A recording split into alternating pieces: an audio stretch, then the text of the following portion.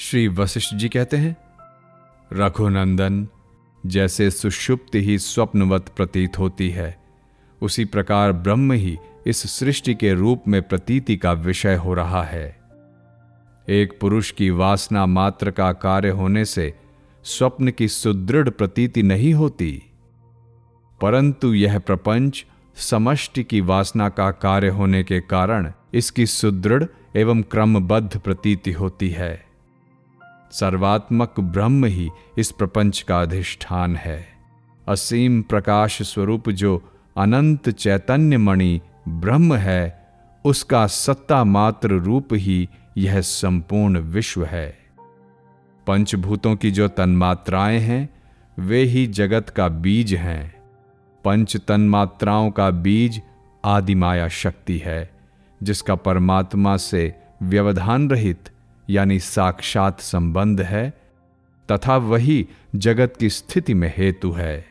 इस प्रकार वह चिन्मय, अजन्मा एवं सबका आदिभूत परमात्मा ही माया द्वारा जगत का बीज होता है। माया के हट जाने पर वही अपने विशुद्ध रूप से सदा अनुभव में आता है। इसलिए यह जगत वैभव चिन्मय परमात्मा स्वरूप ही है। जैसे स्वप्न में बिना बनाए ही नगर बन जाता है, उसी प्रकार महाकाश रूपी महान वन में जगत रूपी वृक्ष बारंबार उत्पन्न होकर नष्ट हो जाते हैं। जैसे स्वप्न देखने वाला पुरुष अपने लिए नगर का निर्माण सा कर लेता है, उसी प्रकार यह चेतनात्मा भी पृथ्वी आदि की सृष्टि कर लेता है। वास्तव में उस समय भी वह अंग चेतन आत्मा ही रहता है। जगत का बीज हैं पंच तन्मात्राएं और उनका बीज है अविनाशी चेतन आत्मा। जो बीज है उसी को फल समझो, क्योंकि उपादान कारण और कार्य में भेद नहीं है। इसलिए सारा जगत ब्रह्ममय ही है। जो स्वरूप कल्पित है वह सत्य कैसे हो सकता है? यदि पंचभूतों की तन्मात्राएं ब्रह्म स्वरूपा हैं, तो उनके कार्य रूप स्थूल 5 महाभूतों को भी ब्रह्म ही समझो। इससे यह सिद्ध हुआ कि सदा से दृढ़ मूल यह त्रिलोकी ब्रह्म ही है। इस प्रकार यह जगत न कभी उत्पन्न होता है और न उत्पन्न हुआ दिखाई देता है। जैसे स्वप्न एवं मनोरथ द्वारा निर्मित पुर असत होता हुआ भी सत सा प्रतीत होता है, उसी प्रकार ब्रह्माकाश रूपी परम व्योममय चिन्मय आत्मा में जीवाकाशत्व असत होता हुआ भी सत सा प्रतीत होता है। अर्थात उस ब्रह्ममय महाकाश से अविभक्त होने पर भी विभक्त सा दिखता है। चिदात्मा परमेश्वर में कल्पित समष्टि जीवाकाश अत्यंत विस्तृत होता हुआ भी मैं चिंगारी की भांति अत्यंत सूक्ष्म तेज का कण हूं, ऐसी भावना करने से वह अपने को वैसा ही अर्थात अणुरूप ही अनुभव करने लगता है। आकाश में आत्म रूप से जिस स्थूलता का चिंतन करता है, भावना द्वारा अपने को वैसा ही स्थूल समझने लगता है। जैसे संकल्प से कल्पित चंद्रमा सत नहीं है, वैसे ही भावना द्वारा भावित वह रूप भी सत नहीं है, तथापि सत सा प्रतीत होता है। जैसे स्वप्न देखने वाला मनुष्य सपने में अपने को पथिक के रूप में देखता है, उसी प्रकार वह चित्त की कल्पना से अपने में लिंग, देह और भावी स्थूल शरीर की प्रतीति को भी धारण करता है। जैसे पर्वत बाहर स्थित होने पर भी दर्पण के भीतर स्थित हुआ सा प्रतीत होता है, जैसे कुएं के जल में प्रतिबिंबित हुआ शरीर वही व्यवहार करता सा जान पड़ता है, जैसे दूर तक सुनाई देने योग्य शब्द भी गुफा आदि में अवरुद्ध होकर उसके भीतर ही रह जाता है, बाहर नहीं फैलने पाता, तथा जैसे स्वप्न और मनोरथ विषयक संवित देह के भीतर ही स्वप्न आदि देखती है, वे विषय बाहर होने पर भी अपने बाह्य रूप को त्याग कर ही शरीर के भीतर अंतःकरण में भासित होते हैं उसी प्रकार आग की चिंगारी के समान अणु उपाधि में स्वरूपतः कल्पित जो सूक्ष्म शरीर है, उसके भीतर स्थित हुआ यह जीवात्मा वासनामय देहादि व्यवहार का अनुभव करता है। मनोमय शरीर वाला जीव अपने मनोमय देहाकाश में ही स्थूलता की भावना करके स्थूल देहधारी हो गया है। वह अपनी कल्पना के भीतर ही स्थित हुए ब्रह्मांड का दर्शन करता है। मनोमय शरीरधारी जीव मन को ही आत्मा समझता है।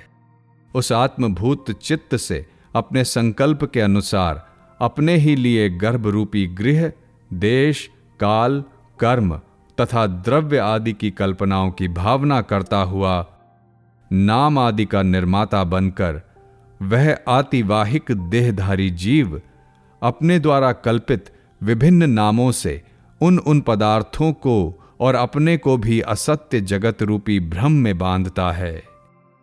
जैसे मिथ्याभूत स्वप्न में झूठे ही अपने उड़ना प्रतीत होता है, उसी प्रकार असत्य जगत रूपी भ्रम में ही यह जीवात्मा मिथ्या विकास को प्राप्त होता जान पड़ता है। वह कभी उत्पन्न नहीं हुआ है। इस ब्रह्मांड रूपी भ्रम में उदित होने पर भी इसमें कभी कुछ उत्पन्न नहीं हुआ।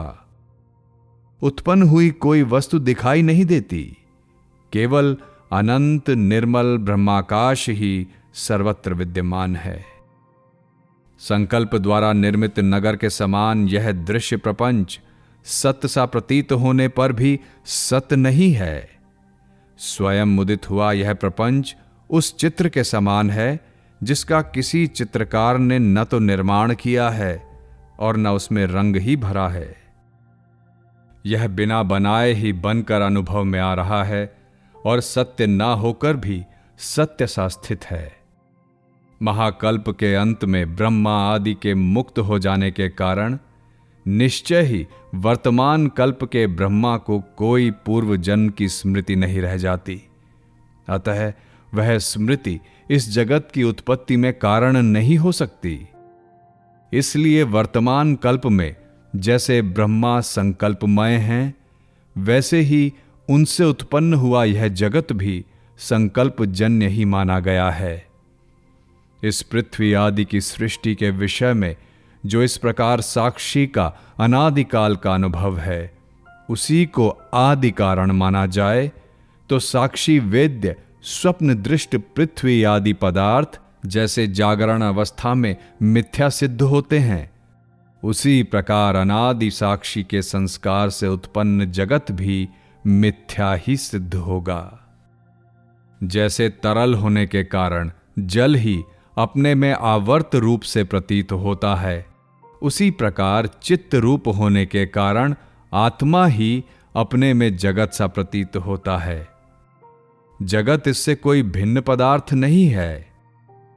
असत होता हुआ भी यह प्रतीति का विषय होता और यहां सत सा अनुभव में आता है। महाप्रलय के समय यह असत होता हुआ भी नष्ट होता है। जैसे स्वप्न में जो अपना मरण दिखाई देता है, वह जागृत काल में असत ही सिद्ध होता है, उसी प्रकार अज्ञान अवस्था में प्रतीत होने वाला यह दृश्य प्रपंच ज्ञान होने पर असत ही सिद्ध होता है। अथवा प्रलय काल में जो इसका संहार होता है, वह स्वप्नावस्था में प्रतीत होने वाले अपने ही मरण के समान मिथ्या है। अथवा ब्रह्म का अपना ही स्वरूप होने के कारण यह दृश्य प्रपंच सन्मात्र, अनामय, परिपूर्ण, अनादि, अनंत तथा चेतन आकाश रूप ब्रह्म ही है। उससे अतिरिक्त इसकी सत्ता ही नहीं है।